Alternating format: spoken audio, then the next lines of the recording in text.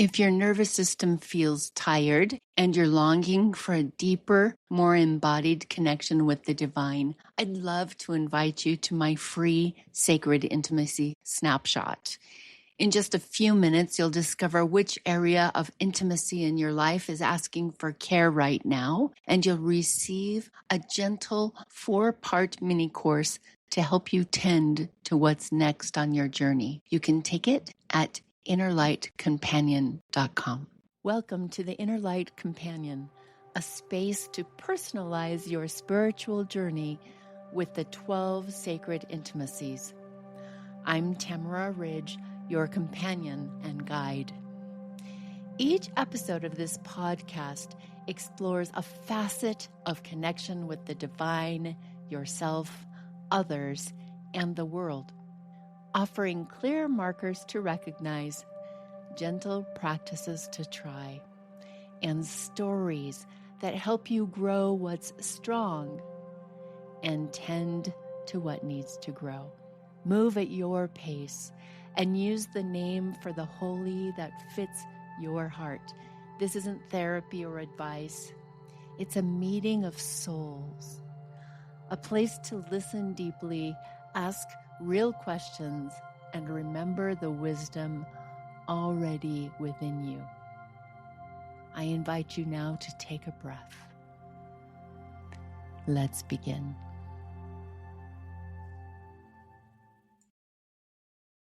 Today we're exploring one of the most invisible and devastating forms of religious control, the theft of your very identity. Not just what you believe, but who you are allowed to become. For decades, I didn't realize my personality, my choices, my dreams, even my sense of self weren't really mine. They belonged to the church. They belonged to my family's expectation. They belonged to a system that demanded I erase myself to fit in. And here's what makes this abuse so insidious. It doesn't feel like control while you're living it. It feels like righteousness. Personal autonomy, that's selfishness. Independent thinking, that's pride. Making decisions without group approval, that's spiritual danger. Questioning authority, that's apostasy.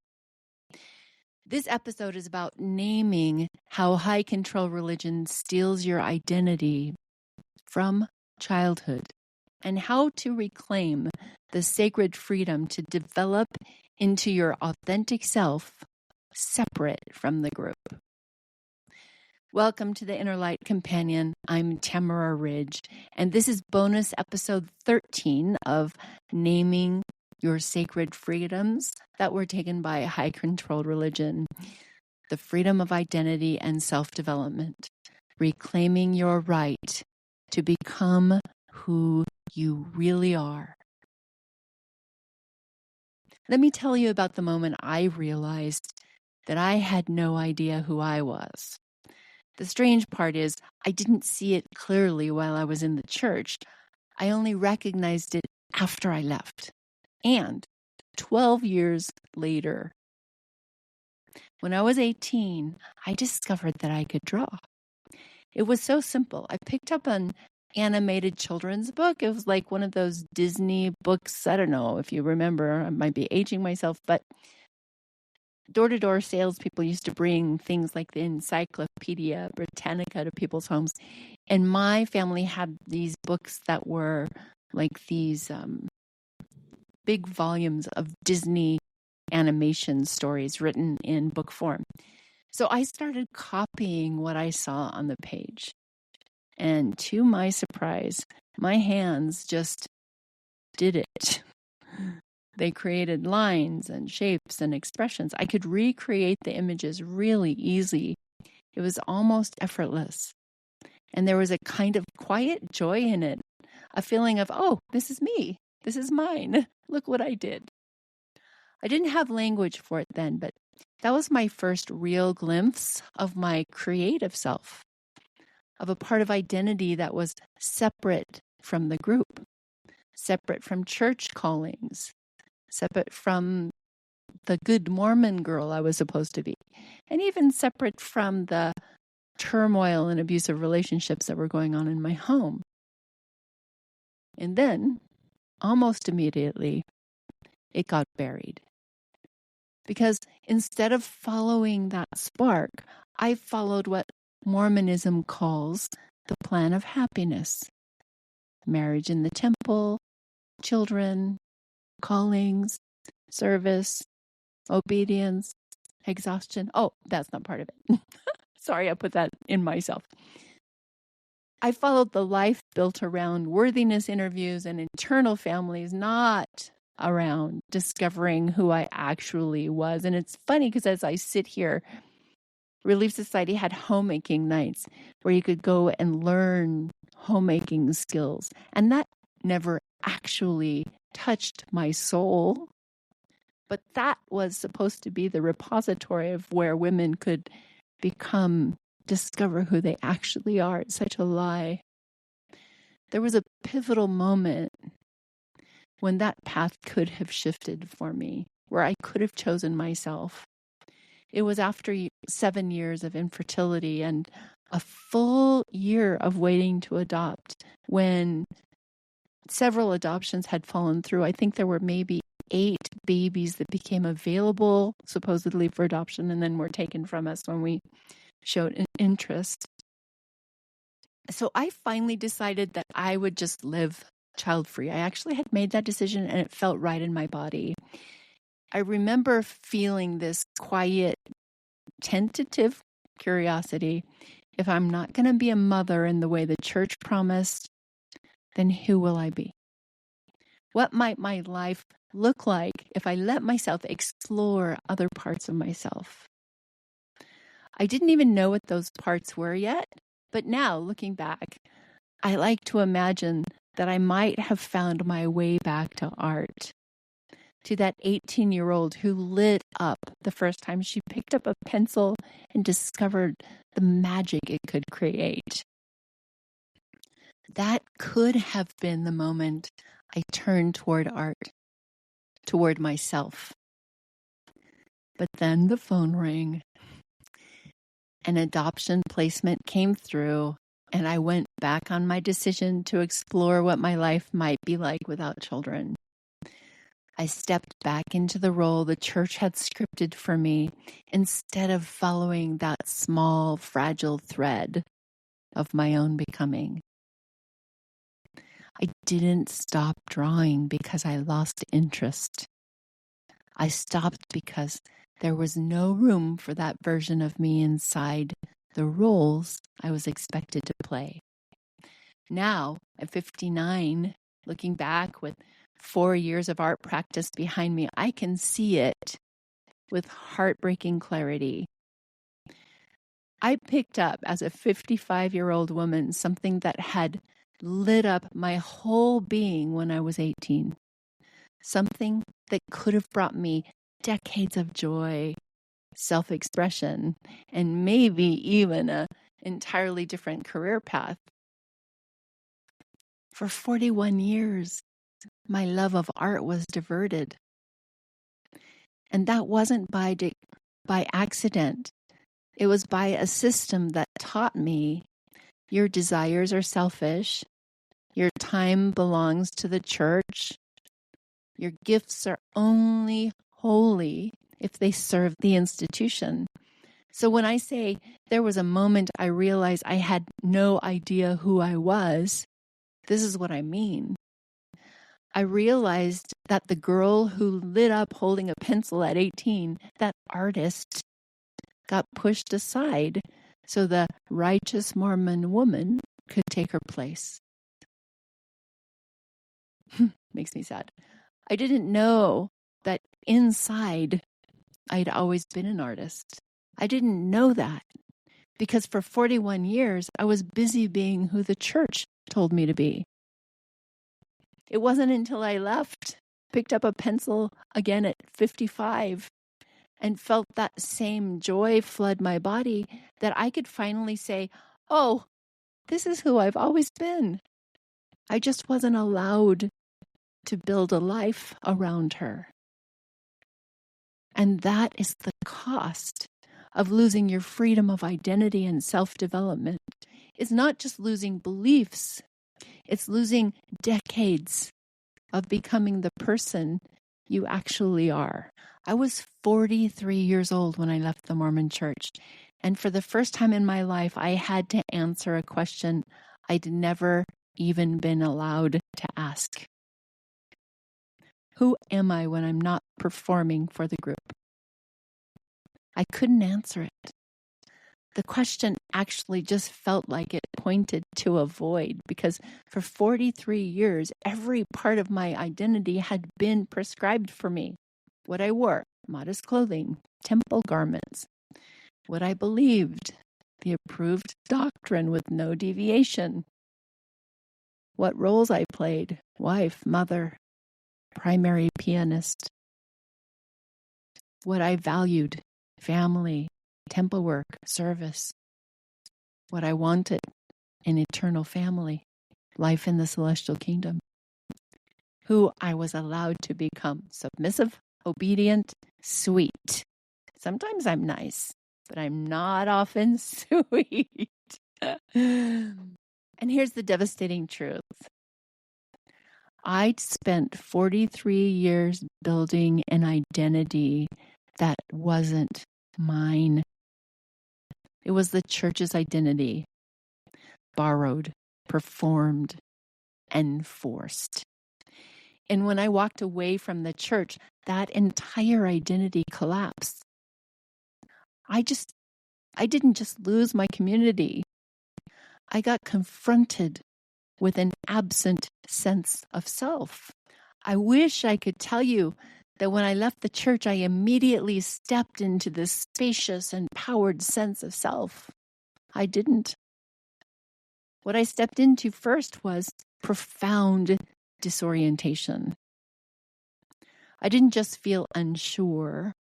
I felt like I had an absent sense of self.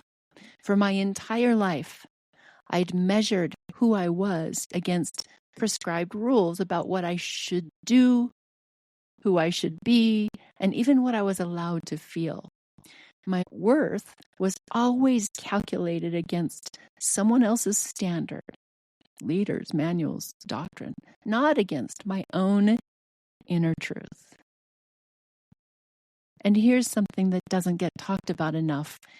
When you've been trained in high control religion to hand your identity to authority figures, you are heartbreakingly vulnerable to handing it to the wrong people after you leave. So after I walked away from the church, I walked straight into a 9-year abusive marriage. The pattern was the same, just without the chapel. Inside the church, my worth was measured against worthiness, interviews, and obedience. Outside the church, I mistakenly transferred that same metric onto my husband. His validation or lack of it became my new doctrine.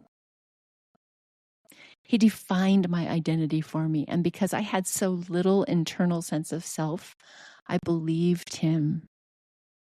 He had significant sexual addiction issues that he wouldn't acknowledge. And instead of owning them, he projected them onto me.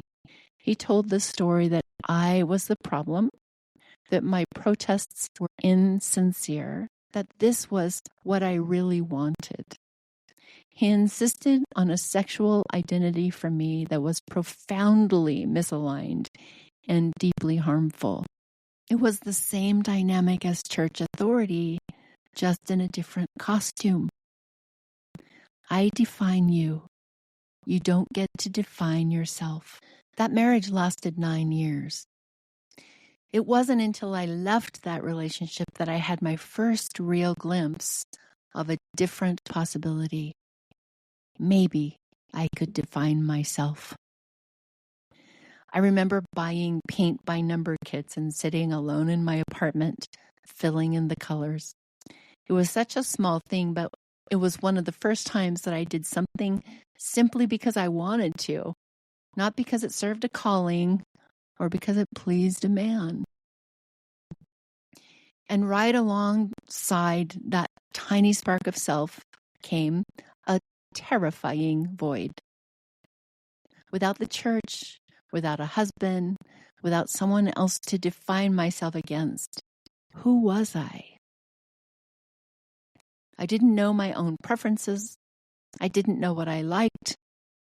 I didn't know how to make decisions without checking them against someone else's rule book. I had no close friends anymore because I'd left the church, and I didn't yet have a new community. It felt like standing in front of a closet full of clothes and realizing that every single thing in that closet was chosen for a person that no longer existed. That's what the identity crisis after leaving feels like. It's not a lack of willpower. It's not a failure to move on. It's the natural result of having your identity stolen and then having to build one from scratch in midlife after religious control and after relational abuse. And that's why if you feel lost right now, you're not failing. You're doing the hardest, most sacred work there is. Learning who you are without someone else telling you.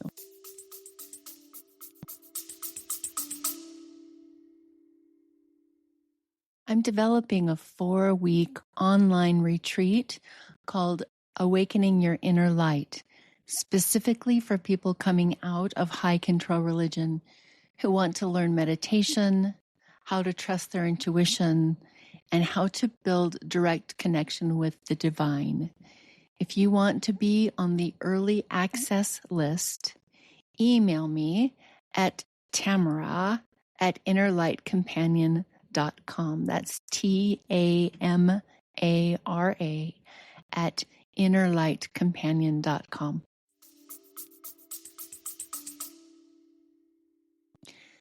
Let me be specific about how the stealing of identity works, because it's woven so deeply into Mormon culture that most members can't see it while they're living it. I'm going to list a few ways that this happens. The first one is conformity presented as unity. From childhood, you're taught that sameness equals belonging. How does that sameness show up? Everyone wears white shirts and ties to church. Everyone uses the same language. I know the church is true.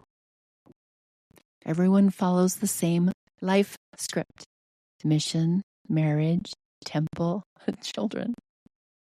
Everyone suppresses individual expression to maintain group harmony.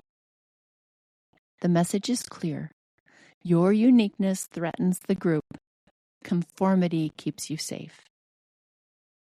Research on group conformity shows that when 10 people give the same answer, it becomes almost impossible to give a different one, even when you know the other 10 people are wrong.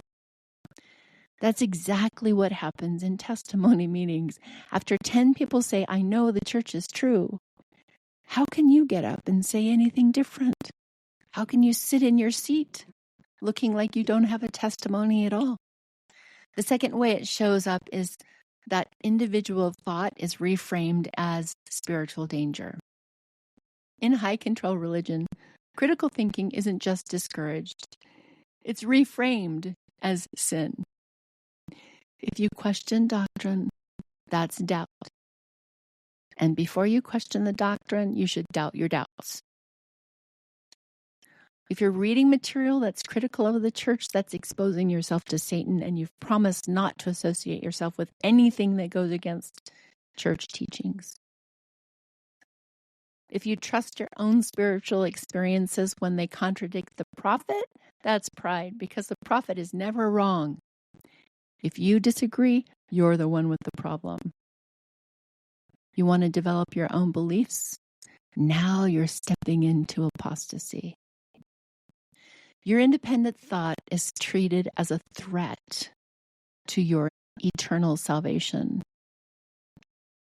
You can feel this in 1,000 small ways long before you ever name it as abuse. It shows up every single time your real self bumps against the system and gets quietly corrected.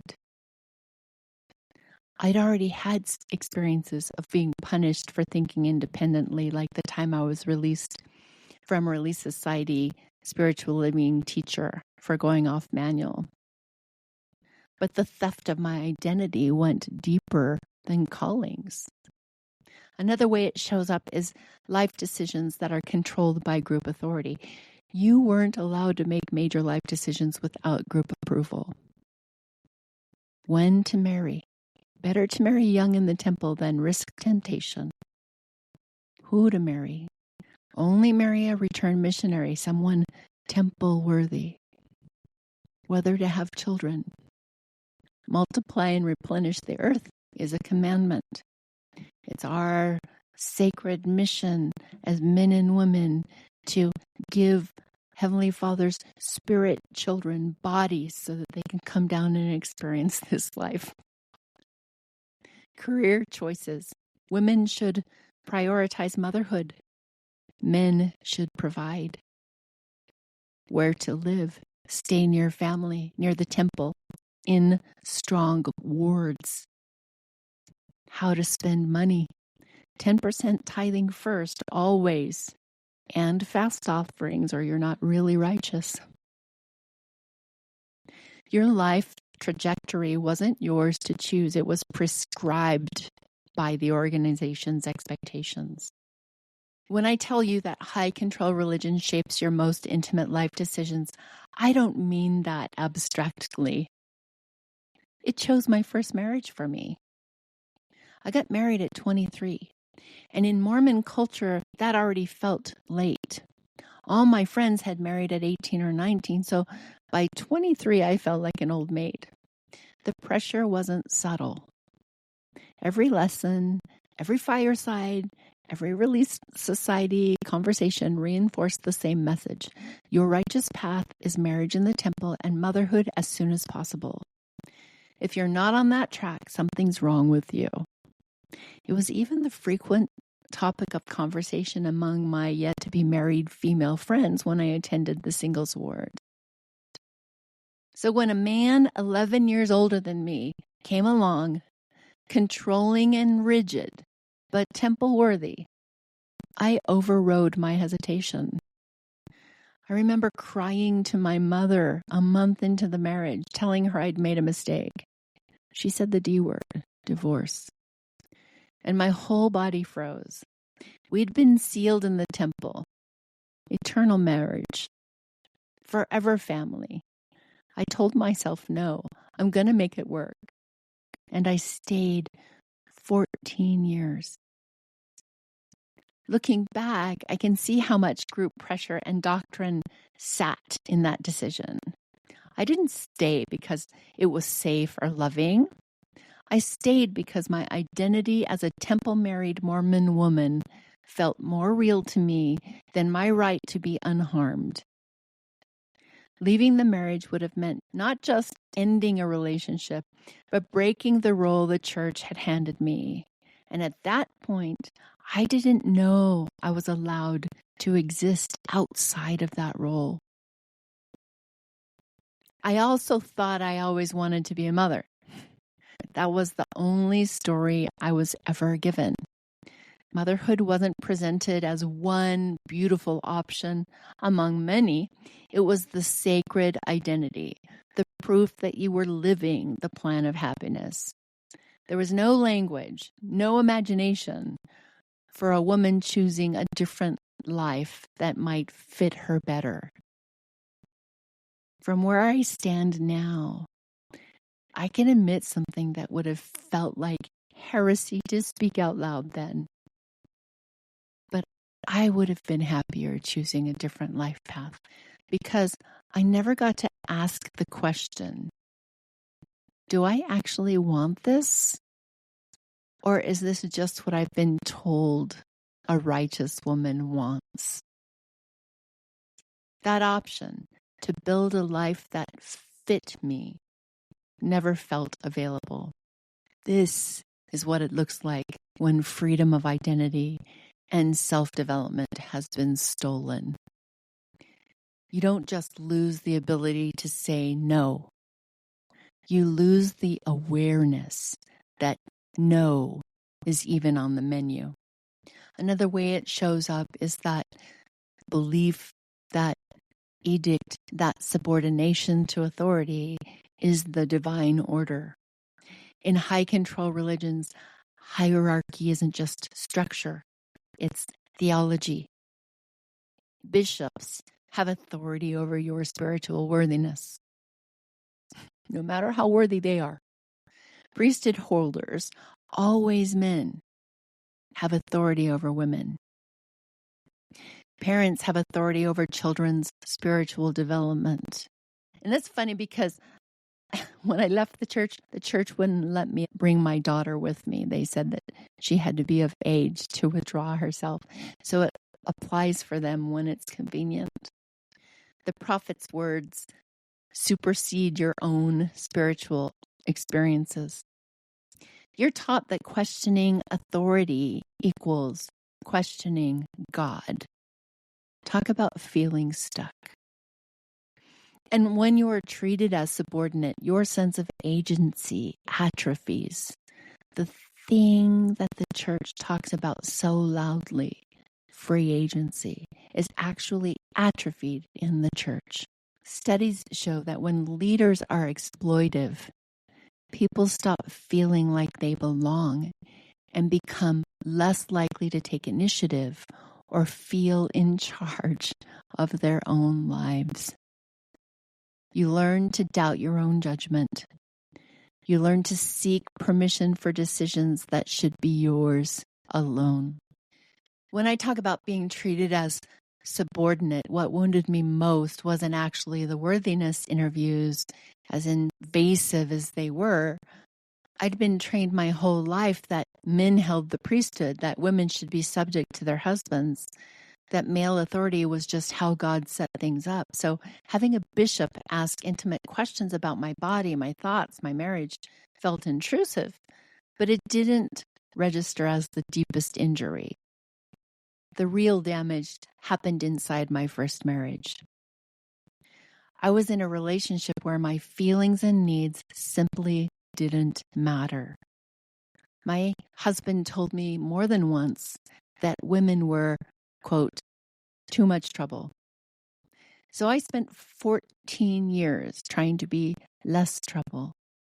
I twisted myself into someone quieter, easier, more pleasing. I worked constantly to appease him, to win the love of a man who did not love me, overriding every internal signal that said, this is not okay. Here's how deep the subordination went. He was on his fourth marriage. His previous marriage had lasted around 10 years. And my private goal was if I could just stay longer than his last wife, he would finally love me. That was my measure of success. Not, am I safe? Am I seen? Am I honored? But have I lasted long enough to earn his love? There's no identity in that. It wasn't until the last 2 years of that emotionally sterile marriage that something in me finally snapped into clarity. I realized it wasn't that I was too much or not enough. It was him. And in that moment, I could see with a mix of grief and outrage how completely I had depersonalized and erased myself to fit into his version of who I should be. And I still didn't even succeed. That's what internalized subordination looks like. You don't need a bishop in the room anymore. The hierarchy lives inside you, teaching you to override your own knowing in favor of male approval. So let's talk about the cost, what stolen identity does to you. When your identity isn't yours, when it's prescribed, controlled, and policed by a religious system, here's what it costs you. First is your loss of personal autonomy. You can't make decisions without seeking approval. Even small choices trigger panic. What if I'm wrong? What if people disapprove? What if I'm being selfish? You've been trained to outsource decision-making to authority figures. And now, even when you're free to choose, you don't trust yourself to choose. Research on autonomy shows that when people are prevented from making their own choices or shamed for their decisions, they develop self-doubt and lack of independence. That's exactly what high control religion does. It systematically destroys your confidence in your own judgment. Next is identity confusion and crisis. After leaving, you experience what researchers call floating in emptiness, the feeling of not belonging in either world. Your identity was so intertwined with the group that separating feels like tearing yourself apart. Who am I without my temple recommend? Who am I without my callings? Who am I without my role as a faithful member? Who am I when I'm not performing righteousness? You have to rebuild your identity from scratch, 30, 40, 50, 60 years old, like an immigrant learning a new culture. When I left Mormonism at 43, it didn't feel like a clean break from a set of beliefs. It felt like I'd stepped off the edge of the world and fallen into a void that lasted 10 years. For those 10 years, I lived in what I can only describe as a spiritual blackout. I felt completely outside of the reach of the divine. All the ways that I'd been taught to feel God through the scriptures, prayer, temple, callings, suddenly felt contaminated, but I didn't have anything to replace them with. I wasn't just confused about what I believed. I'd spent my entire life striving to follow all the rules and to please God. I was a temple-worthy woman, a sister scriptorian, a faithful member, a full tithe payer, someone who did everything she was told that would make her good and acceptable. And when that framework was gone, there was nothing left to hang my identity on. If I wasn't that woman anymore, who was I? When that framework was gone, there was nothing left. It showed up in the smallest places. I remember standing in a store, staring at clothing racks, realizing I had no idea what I actually liked. For decades, every purchase had been filtered through. Is it modest? Is it appropriate? Does it fit the image? Take away those rules and I was frozen. I had this wonderful opportunity to develop my very own sense of style, but I had no idea how to begin. Social situations felt just as disorienting to me. Church had always given me built-in scripts. I didn't like them, but they were given to me. What to say, how to act, what topics were safe. Without that structure, I avoided gatherings because I didn't know how to be myself when I didn't know who myself was. I didn't even know how to have conversations. Even simple decisions. What do I do on a Sunday morning? What do I read? How do I spend an evening? All of those decisions felt paralyzing sometimes. I'd never been allowed to build that decision-making muscle for myself. So when I talk about a spiritual void, I don't just mean I lost my testimony. I mean I lost my reflection. I looked in the mirror and I saw a person, a history, a pile of responsibilities, but no clear sense of me. Leaving Mormonism didn't just dismantle my faith. For a long time, it annihilated my identity. And I think that's why it's so painful for so many people when they leave. Another way it shows up is chronic self-censorship. You've heard me talk about this before. Even after leaving, you police your own thoughts and behaviors. You edit yourself before anyone else can criticize you. You hide parts of yourself that feel too much or not enough. You perform versions of yourself depending on who's watching. And you can't fully be authentic anywhere because you've learned that authenticity is dangerous. You've become your own jailer. The church no longer needs to control you because you control yourself. This is what researchers call internalized monitoring, where external control becomes so deeply embedded that you continue it long after you've left the system. The next way it shows up is the inability to form independent identity.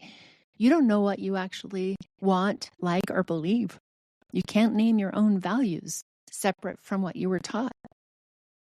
You can't identify your authentic desires versus the ones that were prescribed for you. You can't trust your own spiritual experiences if they contradict the narrative. You look in the mirror and see a stranger because you've never met your real self.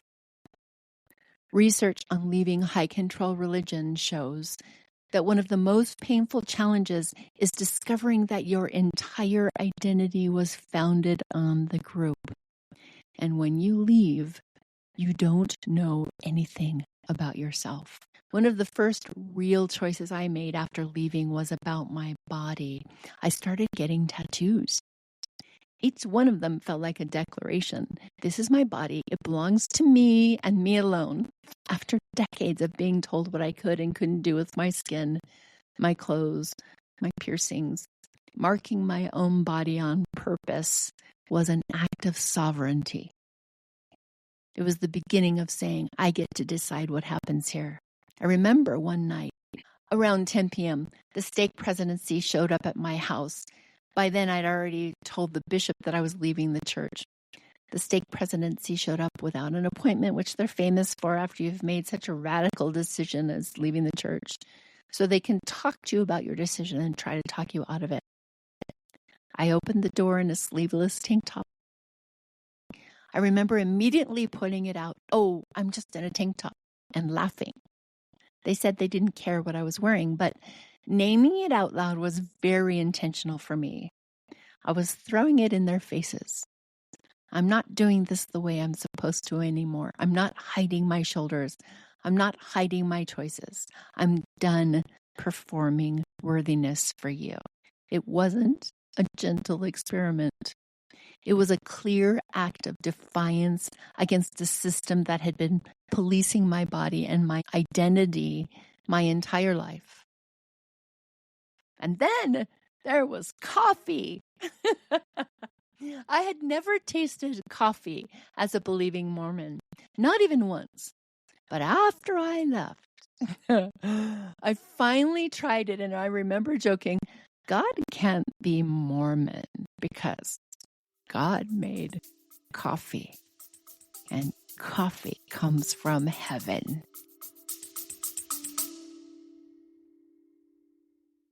Before we continue, I want to name something.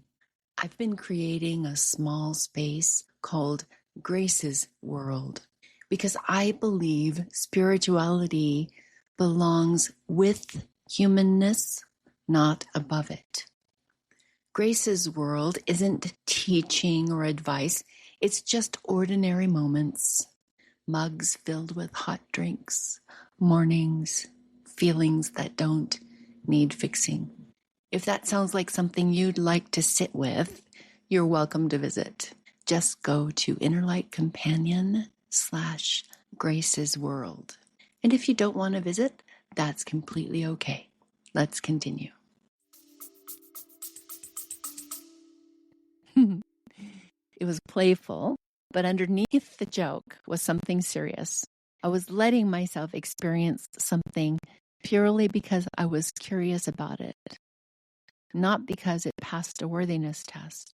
And those early experiments, tattoos, tank tops, coffee, they were my way of meeting myself for the first time. Not as Sister So-and-so, not as a worthy temple recommend holder, not as a sister scriptorian, which I'm happy to report that I can't even remember half of those scriptures that I used to be able to recite from memory when I was teaching in the past. They're all gone. Thank God. Who's not Mormon? But I meant myself as a woman with her own preferences, joys, and delights. I didn't find it strange that I hadn't known my preferences because I was too busy having fun discovering them, especially the ones that had been taboo for so long. Over time, that exploration moved from the outer edges of my life into my relationships. I'm going to back up just a little bit and tell you that in my second marriage to a Mormon man before I left the church, there was a moment in our bedroom when he looked at me and said, "I'm your husband. You have to listen to me." And something in me, some small growing core of myself answered, "No, I don't. I only have to listen to you if you listen to God. And you don't, so I don't have to listen to you." And what I meant underneath was, I am not your subordinate. My obedience is not automatic. That sentence came from a part of me that was just starting to remember her own authority. Now, in my current relationship, I'm with a partner who sees me as an equal and actually wants me in my divine feminine power. That means I set strong boundaries. I speak up.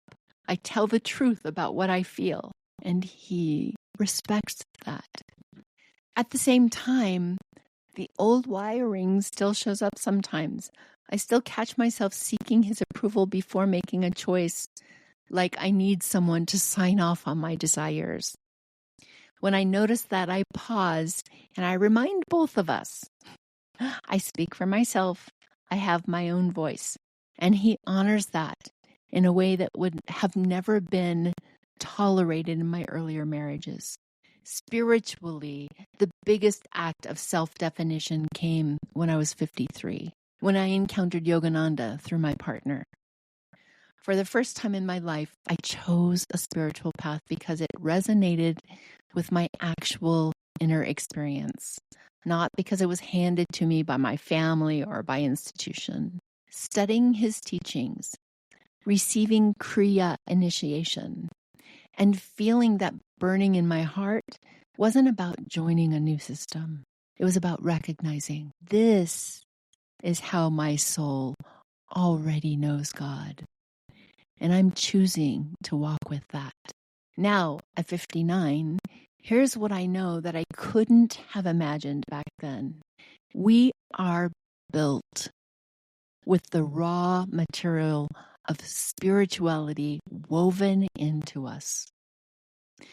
The more I explore the 12 sacred intimacies, the more I see that we are inherently spiritual beings, as naturally as breathing. If you asked me back in my Mormon years who I was as a human, I would have said, I'm a daughter of Heavenly Father in the language I was given. What I know now is deeper. I carry the spark of the divine in my very bones. The DNA of divinity is already there. My work isn't to earn it. It's to uncover it. So how do you reclaim freedom of identity and self-development after decades of having it stolen? I have some practices for you.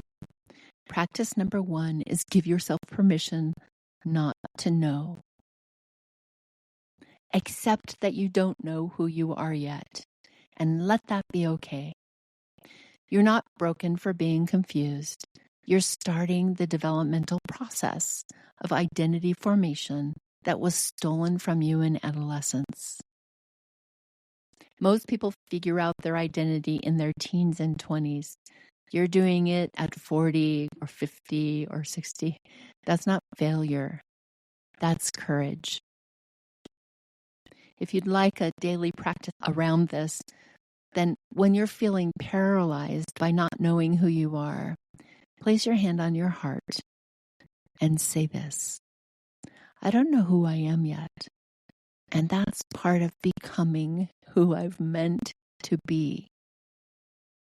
Let yourself sit in the not knowing without shame. That 10-year dark night that I experienced after I left Mormonism wasn't just about losing God. It was about losing certainty and having to learn how to live without it. For most of my life, I had answers for everything. The church gave me a doctrine for every single question and a framework for every mystery. If I didn't understand something, there was always a manual, a conference talk, a priesthood leader to tell me what to think and who to be. When I walked away at 43, that entire scaffolding disappeared. And instead of immediately finding a new spiritual home, I spent a decade in a place where the most honest thing I could say was, I don't know what I believe. I don't know who I am. And at first, that felt unbearable. Every part of me that had been trained in certainty wanted to grab onto something, anything that would tell me what was true. A new church, a new teacher, a new set of rules. My nervous system kept reaching for the familiar comfort of this is right, this is wrong, this is who you are, this is who you're not. But nothing fit. So I had to do something I'd never been taught to do. I had to sit in the not knowing. And there were long stretches where my prayers sounded like, I don't know if you're there.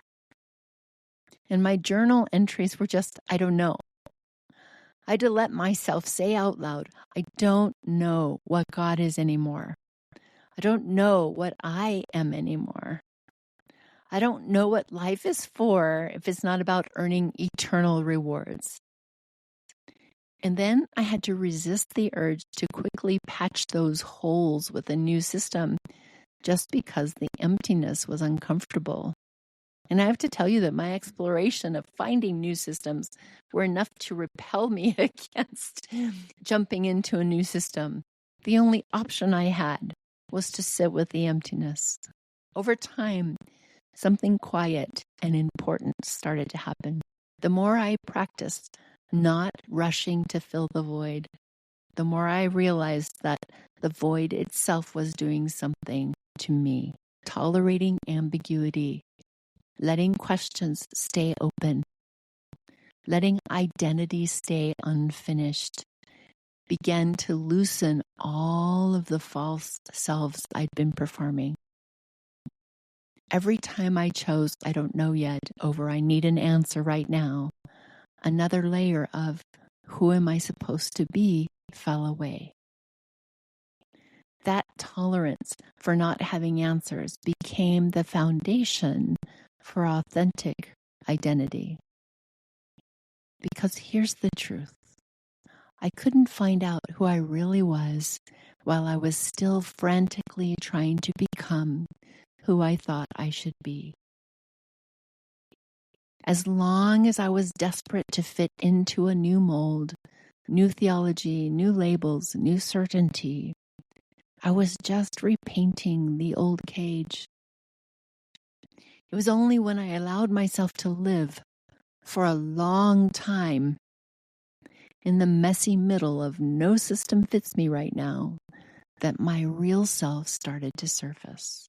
Who I am now, the woman who chooses her own spiritual path, who creates art, who honors her body, who teaches from lived experience, didn't emerge because I found the right replacement religion. She emerged because I stopped forcing myself into any system long enough to hear her voice. The dark night was not a detour. It was a doorway. Practice 2. Make small autonomous decisions. Start reclaiming decision-making power with low-stakes choices. Don't start with, should I change careers? Start with, what do I want for breakfast? Not, what should I eat, but what do I want? What clothing makes me feel like myself? Not what's modest or appropriate, but what feels authentic to me. How do I want to spend my Saturday? Not what's productive or righteous, but what brings me joy. These small acts of autonomy rebuild trust in your own judgment. Each time you make a choice for yourself and survive it without catastrophe, your nervous system learns, I can trust myself. My choices are valid. If you want to explore this, then try this weekly practice. Make one selfish decision per week, something just for you that serves no one else's agenda. Notice the guilt that comes up. Thank it for trying to keep you safe. Then choose yourself anyway. One of the ways I began reclaiming my autonomy was through these small, very visible choices with my body. The tattoos were not my only act of self-expression after I left the church. In my 50s, I started piercing my ears again, and then pierced my nose twice. As a young woman, I'd gotten a second ear piercing and then removed it when the prophet said women should only have one set of earrings. Now, adding piercings back was my way of saying, my body is not subject to your rules anymore. It's my body. Each new piercing felt like a tiny flag of sovereignty. My body is unique, and how I decide to decorate it, my markings, my holes in my head, as I joke, makes me, me. That's how I choose to appear in the world on my terms. I remember someone making negative comments about that on social media, especially the ones in my nose, and I slapped back, not from defensiveness, but from clarity. As a former Mormon, this is one of the ways I reclaim my body as my own. Your opinion has no jurisdiction here. No one else's judgment gets to dampen the sense of autonomy that those choices have given me. The same pattern showed up spiritually. When I started choosing Yogananda instead of church-approved spiritual material, it was another act of autonomy. I remember spending hours every morning with his massive 1,500-page work called The Second Coming of Christ. Those pages answered questions that I'd never even been allowed to ask as a Mormon. They entangled knots that had lived in my body for years. I'd read something and feel my whole system exhale. Oh, that makes sense. This resonates with my soul. There was no correlation lesson attached, no worthiness interview, waiting at the end of a chapter, no box to check. No one had to approve it. No one had to agree with me. I didn't have to show up at a building or perform a calling for it to count. It felt so intensely personal, though. It was just me, a teacher who had been dead for decades, and a direct line to the divine that bypassed every institutional gatekeeper I'd ever known. For the first time, I was reading about my worth from someone who didn't know my name, but somehow spoke straight to my soul. That experience of saying, this is my path because it fits me without asking permission was profoundly liberating. Practice number 4. I want you to journal your borrowed versus your authentic identity. So open your journal, create 2 columns. In column 1, label it what I was taught to be, and then list the identity markers that the church or your family imposed on you. Who were you supposed to become? What roles were expected of you? What traits were required for acceptance? And then in column 2, what am I discovering about myself? What do I actually value? What brings me genuine joy, not should joy? What are my authentic strengths? What do I believe when no one's watching? The gap between these two columns is where your authentic self lives. Don't try to force answers. Let them emerge over time. Your authentic identity can't be constructed.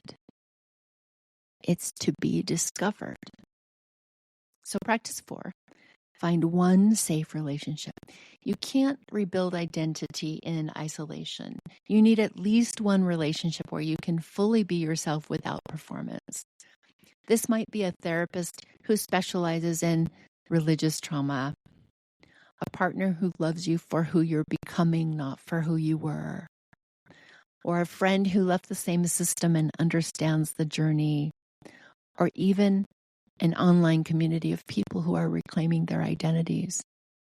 One safe relationship is enough to start, because that relationship shows you, I can be authentic and still be loved. I don't have to perform to belong. There was a moment with my partner that still lives in my body as a before and after example. I was running my old pattern on automatic of overgiving and disappearing and acquiescing into other people's needs because that's the only way I knew how to be. And he's the one that caught it. One day he put hands firmly on my shoulders right when I was in the middle of giving up my needs. And he looked me straight in the eyes and said with this grounded intensity, you must put yourself first. Not you should take better care of yourself or try to rest more. He said must. And he was actually telling me to put myself first before him. So my whole system kind of short-circuited. Never in my entire life had I ever been in a relationship where someone treated my autonomy as something that should be protected, celebrated, even demanded. I was used to partners, parents, and leaders benefiting from my self-erasure, not insisting that I stop doing it. So for days after he said that, I walked around kind of dumbfounded, almost disoriented, thinking, who says that? Who actually wants me to put myself first? It was like hearing a foreign language. I somehow understood instantly, but I'd never been taught how to speak. What he was really saying underneath those words were, your needs matter, your voice matters, your desires matter. I don't want a version of you who disappears to keep me comfortable. I want the real you, even if that means you set boundaries with me. That relationship has become one of my greatest teachers in what healthy identity development looks like inside connection. Instead of shrinking to stay loved, I'm invited to expand. Instead of being rewarded for compliance, I'm respected for honesty. When I say this is what I want or this doesn't work for me, he doesn't punish or withdraw. He listens. He adjusts. He reminds me when I start slipping back into old patterns, I want you to tell me the truth, even if it's hard. For someone who spent a lifetime in systems where love was conditional on conformity, that is revolutionary. It's taught me that real partnership doesn't require you to become less yourself. Healthy love actually wants you to become more yourself, to keep growing, keep unfolding, keep discovering who you are. And it's shown me experientially that my autonomy isn't a threat to intimacy. It's the foundation of it. The next practice I want to offer you is to develop your internal locus of control. So locus of control refers to whether you believe your life is controlled by external forces or by your own choices. High control religion trains you for external locus of control. God controls everything. Leaders know better than you. Your worthiness depends on others' approval. Freedom requires shifting to internal locus of control. where you say, I can influence my life through my choices. I trust my own judgment. My worth is inherent, not earned. So if you want to explore this more, I would invite you to have a daily practice where before making any decision, you pause and ask yourself, am I choosing this because I want to or because I fear disapproval? Am I seeking permission when I don't actually need it?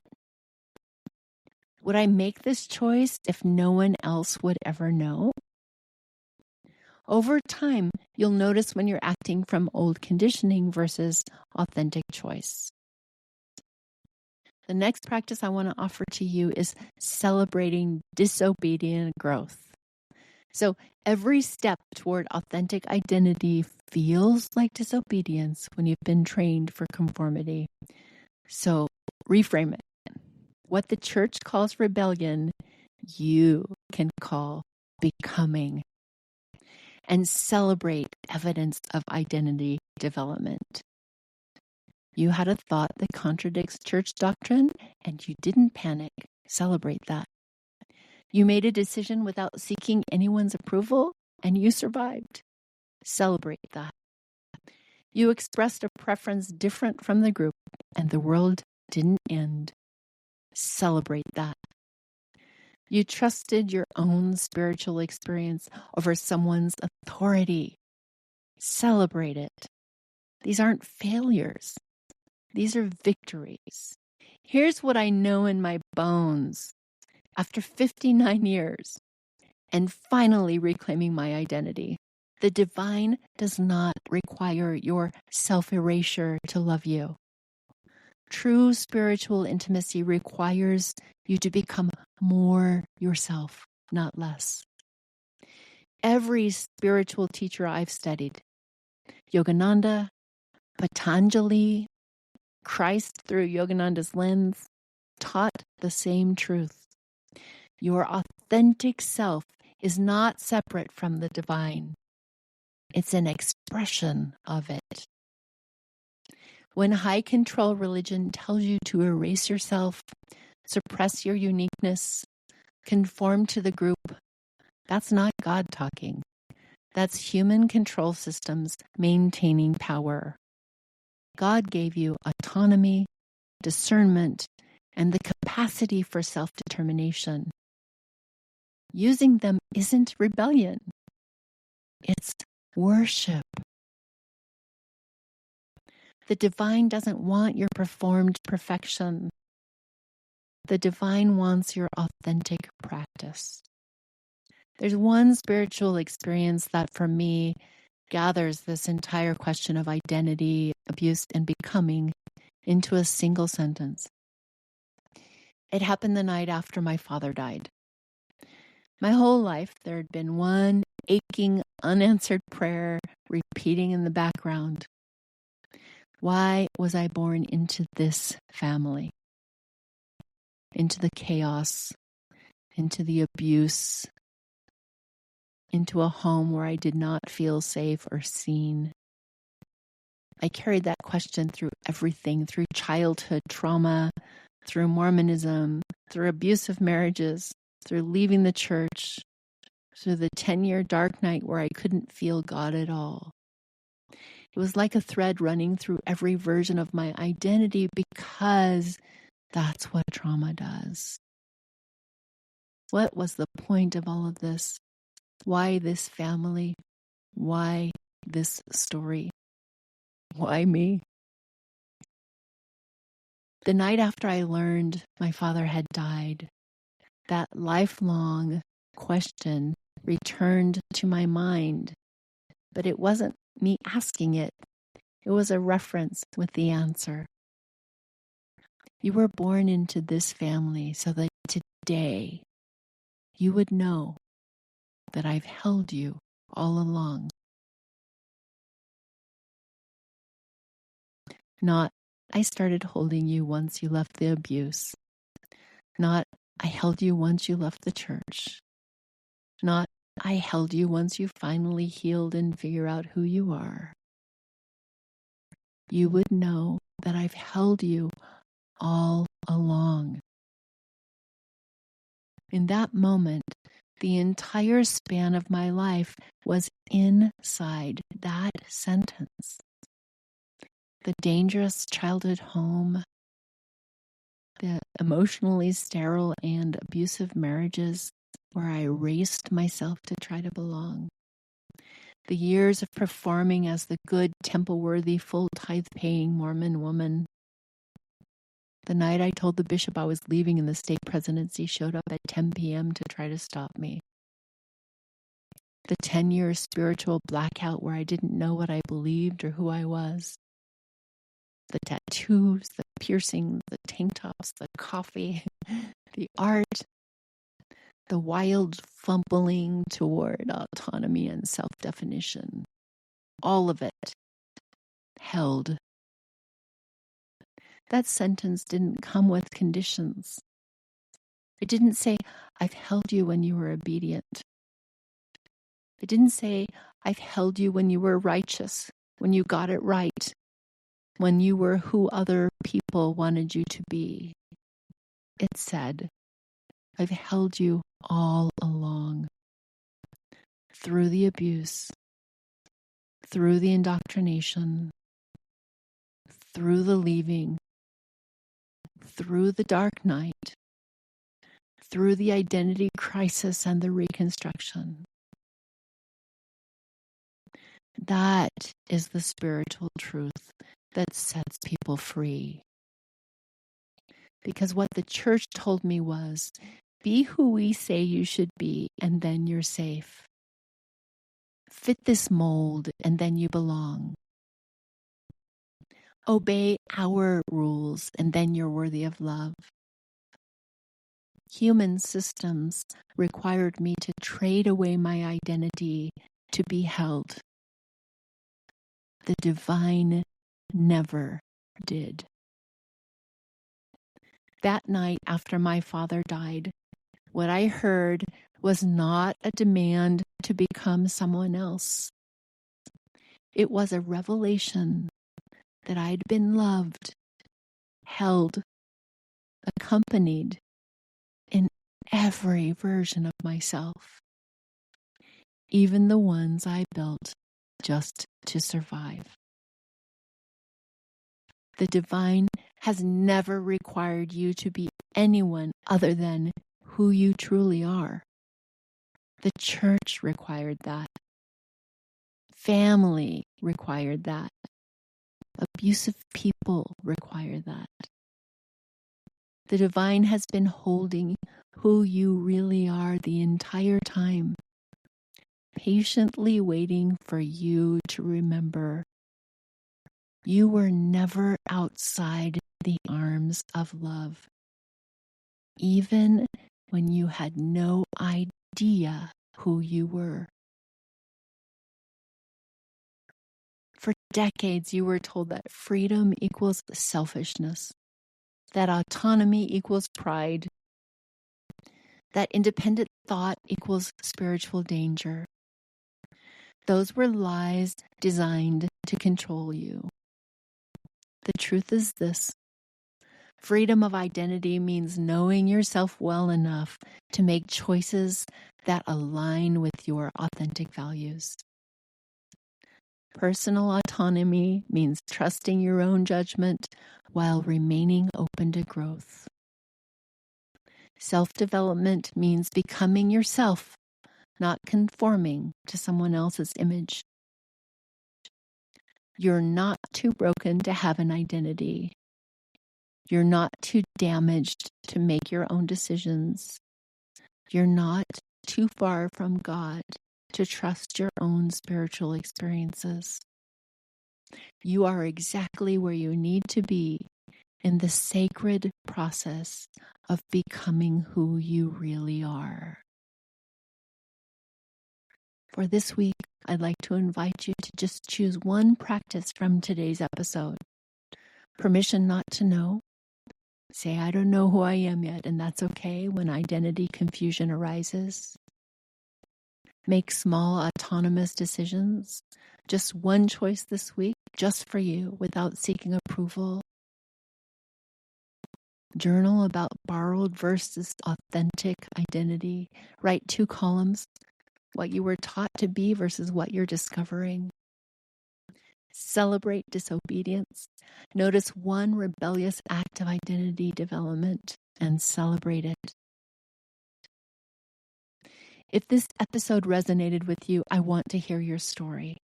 What identity markers did the church impose on you? And what are you discovering about your authentic self? What disobedient choice are you celebrating this week? Send me an email at tamara@innerlightcompanion.com. I read every single message. And if you're ready to go deeper in reclaiming your spiritual freedom, take my Sacred Intimacy Snapshot at innerlightcompanion.com.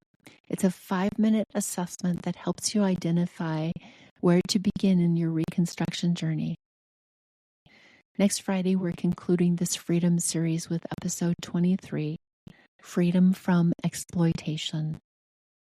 Until then, keep becoming, keep choosing yourself, keep trusting that the divine celebrates your authentic identity. You are not rebellion. You are becoming. Welcome home to yourself. Thanks for listening. As you step into your day, notice which intimacies stirred for you. And then choose one small practice and let it meet you where you are. You want support? Grab the free Sacred Intimacy Snapshot, and when you're ready, the full Sacred Intimacy Assessment that can guide your next steps. Links are in the show notes.